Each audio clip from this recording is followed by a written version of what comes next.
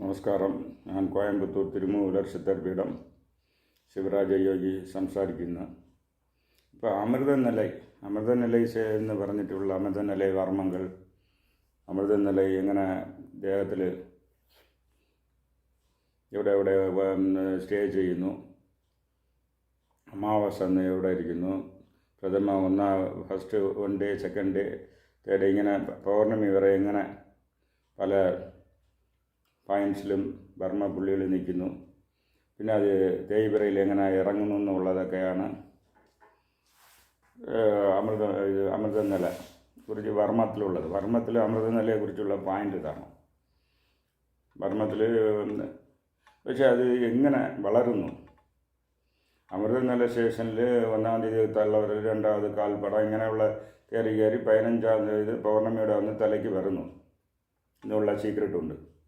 പക്ഷേ അത് actually astral ബോഡിയിലുള്ള energy വളർപിറ സമയത്ത് അത് ഫിസിക്കൽ ബോഡിയിൽ ഒരു ഇൻക്രീസിങ് ആർഡർ, അസെൻഡിങ് ആർഡറിൽ വരികയാണ്. ആ സീക്രട്ട് ഈ ചന്ദ്രയോഗയിലുണ്ട്, തിരുമന്ദിരത്തിലുള്ള ചന്ദ്രയോഗയിൽ. അത് വർമ്മ ടെക്സ്റ്റിലില്ല.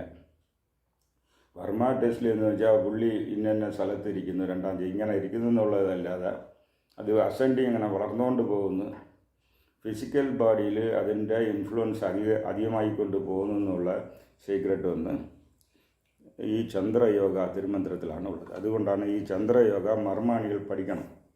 കാരണം വെച്ചാൽ അത് ഇൻക്രീസിങ്, അതിൻ്റെ സീക്രട്ട്, അമൃതത്തിലെ സീക്രട്സ് ഇരിക്കുന്നത് ചന്ദ്രയോഗമായിരുന്നു. ഫോർ എക്സാമ്പിൾ, 1-ാം തീയതി അമാവാസ എന്ന് ഉള്ളംകാലിലും മൂലാധാരത്തിലും കണക്റ്റായി നിൽക്കുന്നു എന്നുള്ള സീക്രട്ട് തിരുമന്ത്രത്തിലുണ്ട്, ചന്ദ്രയോഗയിൽ. മറ്റുള്ള അമൃതനില സ്റ്റേഷനിൽ 1-ാം തീയതി എങ്ങനെ ഇരിക്കും, പൗർണമി ഇരിക്കും, അമാവാസ ഈ എനർജി എവിടെ ഇരിക്കുന്നു എന്നുള്ളത് ചന്ദ്രയോഗയിലുണ്ട്, വർമ്മ ടെക്സ്റ്റിൽ കാണുന്നില്ല. അപ്പോൾ അത് ചന്ദ്രയോഗ തിരുമന്ത്രത്തിൽ തിരുമൂലർ സിദ്ധർ എഴുതിയിരിക്കുന്നു. ശരി, അപ്പം അമാവാസ എന്ന് അത് ഒരു 0 പോയിന്റിലിരിക്കുന്നു. 1-ാം തീയതി 7.3, 2-ാം തീയതി 14.6, ഇങ്ങനെ ഇൻക്രീസ് ആയിക്കൊണ്ടിരിക്കും. 3-ാം ദിവസം 21.9, ഇങ്ങനെ കയറി പൗർണമി കൊണ്ട് 100% ആയിരിക്കും ബ്രെയിനിൽ, ഉച്ചിയിൽ, ബ്രഹ്മരന്ധ്രത്തിൽ. അപ്പോൾ ഇത് ഇങ്ങനെ വളരാൻ കാരണം എന്തെന്ന്, വളർപിറയിൽ വളരുന്നു, തേയ്പിറയിൽ തേയും. വളരാൻ കാരണം ആ എനർജി എങ്ങനെ ഇൻക്രീസ് ആവുന്നു എന്ന് പറഞ്ഞാൽ ആസ്ട്രൽ ബോഡിയിൽ ഇരിക്കുന്ന നാഡി ചാനൽ വഴി ചന്ദ്രൻ്റെ എനർജിയെ നാഡി ചാനൽ അബ്സർവ് ചെയ്ത് ഫിസിക്കൽ ബോഡി നെർവസ് സിസ്റ്റത്തിന് കൊടുക്കുകയാണ്. അതുകൊണ്ടാണ് ഈ വളർപിറയിൽ ദേഹത്ത് എനർജറ്റിക്കായി ഇരിക്കുന്നത്. അതുകൊണ്ടാണ് നല്ല നല്ല കാര്യങ്ങളൊക്കെ വളർപിറയിലാണ് ചെയ്യുന്നത്. മാരേജ് ചെയ്യുന്നത് അങ്ങനെ തന്നെ. സോ ആ energy, father mother energy high ലെവലിൽ ഇരുന്നാലേ അടുത്ത ജനറേഷൻ കുട്ടികൾ നല്ല രീതിയിൽ ഉണ്ടാകുന്നുള്ളതിലാണ് അത് വളർപിറയിൽ വയ്ക്കുന്നത്. അതേമാതിരി ഒരു സീഡ്, ഒരേ കടയിൽ നിന്ന് ഒരു സീഡ് വാങ്ങിച്ച് 1 കിലോ എന്തെങ്കിലും ബീജങ്ങൾ വാങ്ങിച്ച് മണ്ണിലിട്ടാൽ, വളർപിറയിട്ടാൽ അതിൻ്റെ ജെർമിനേറ്റിംഗ് പവർ ഇൻക്രീസിങ്ങിലായിരിക്കും.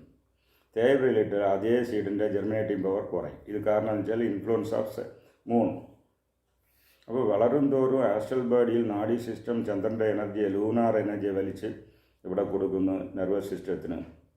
അപ്പോൾ എനർജി ഫ്ലോ ദേഹത്തിൽ ഫീലാവും. തേയ്പിറയിൽ ആക്ച്വലി ഇന്ന് കുറയാൻ കാരണം എന്ന് വെച്ചാൽ ഫിസിക്കൽ ബോഡി നെർവസ് സിസ്റ്റത്തിൽ നിന്ന് എനർജി വീണ്ടും റിവേഴ്സായിട്ട് ആസ്ട്രൽ നാഡി ചാനലിൽ കയറും. അതുകൊണ്ടാണ് പറയുന്നത്. ഇപ്പോൾ 100% പൗർണമിയുടെ അന്ന് ഉച്ചയിലിരിക്കുന്നത് 7.3 ഉദ്ദേശം അത് വെച്ച് മൈനസ് ആയിക്കൊണ്ടേയിരിക്കും. താഴോട്ട് വരുമ്പോൾ നെറ്റിയിൽ അടുത്ത് ഏത് പോയിൻ്റുള്ള അതിൽ നിന്ന് ഇറങ്ങി അമാവാസ അന്ന് നിയർ 0 ആയിരിക്കും ഉള്ളംകാലിൽ. സോ ഈ സീക്രട്ടൊക്കെ ഈ ചന്ദ്രയോഗയിലാണുള്ളത്.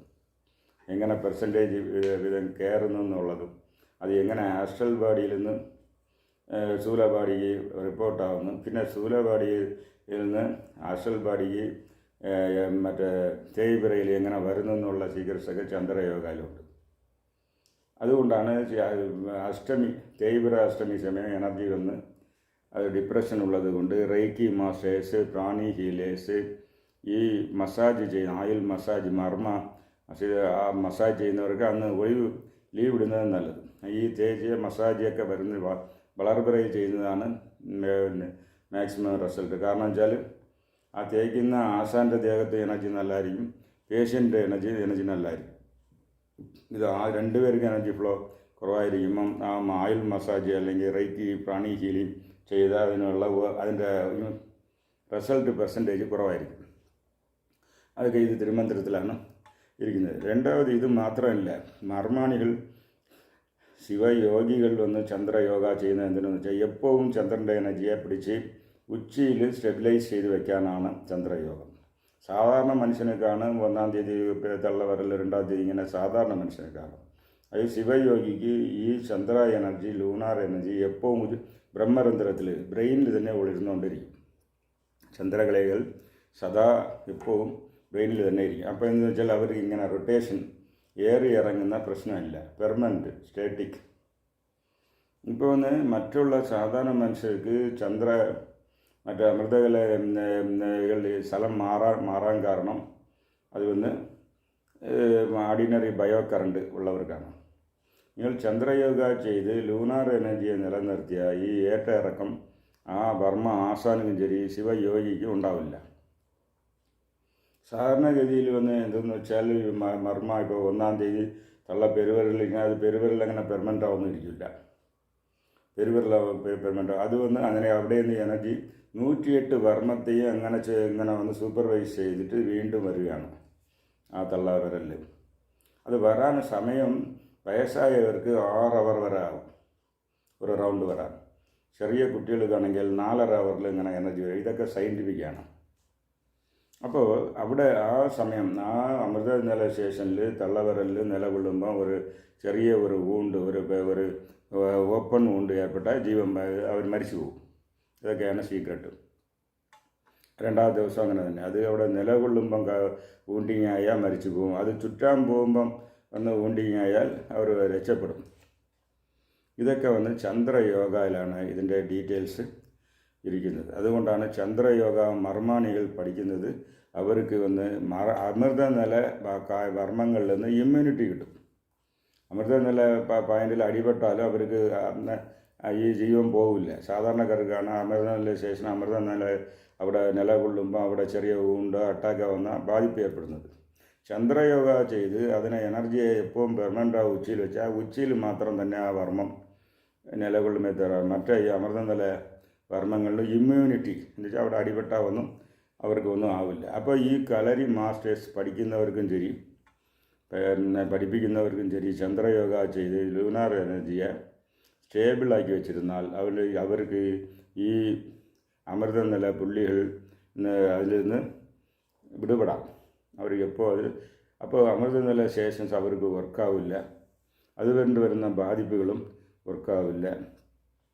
ഇത് ആസ്ട്രൽ ബാഡിയിൽ നിന്ന് സ്ഥൂല ബാഡിക്ക് വരുന്നത് എങ്ങനെ, സ്ഥൂല ബാഡിയിൽ നിന്ന് ആസ്ട്രൽ ബാഡിക്ക് ഈ എനർജി വരുന്നത് എങ്ങനെ, അത് എങ്ങനെ ഉദ്ദേശം 7.33 എന്നുള്ള ലെവലിൽ കയറുന്നു, എങ്ങനെ ഇറങ്ങുന്നു എന്നുള്ള സീക്രട്സൊക്കെ ഉണ്ട്. അപ്പോൾ ഈ ശിവയോഗിക്ക് പൗർണമി എന്ന് ഇത് എപ്പോഴും സ്റ്റെബിലൈസ് ചെയ്തിരുന്നാൽ മെഡിറ്റേഷൻ 100% വരും. ഒരു സാധാരണ മനുഷ്യൻ പൗർണമി എന്ന് മെഡിറ്റേഷൻ ചെയ്താൽ 100% റിസൾട്ട് വരും. അതേ ഇത് ചന്ദ്രയോഗി എപ്പോൾ ചെയ്താലും റിസൾട്ട് വരും. കാരണം അവർ എന്നും പൗർണമിയുടെ സ്റ്റാറ്റസാണ് അവരുടെ തലയിലിരിക്കുന്നത്. അതേമാതിരി മർമാണികൾക്ക് അത് എങ്ങനെ ബെനിഫിറ്റ്, അവർക്ക് എപ്പോഴും ഈ അമൃതനില പുള്ളികൾ എപ്പോഴും ബ്രഹ്മരന്ധ്രത്തിൽ നിലകൊള്ളും. അതുകൊണ്ട് അവർക്ക് മറ്റ് പോയിന്റുകളിൽ അടിപെട്ടാലോ താക്കത്ത് വന്നാൽ അത് അവർക്ക് ബാധിക്കില്ല. ഇമ്മ്യൂണിറ്റിയുടെ ഈ 2 ബെനിഫിറ്റ് രണ്ടുപേർക്കും ആവശ്യമുണ്ട്. അതുകൊണ്ട് യോഗികൾക്കും ഇത് ആവശ്യം, മർമാണികൾക്കും ആവശ്യമുള്ളവർ പഠിച്ച് അത് ബെനിഫിറ്റ് അടയുക. നന്ദി, നമസ്കാരം.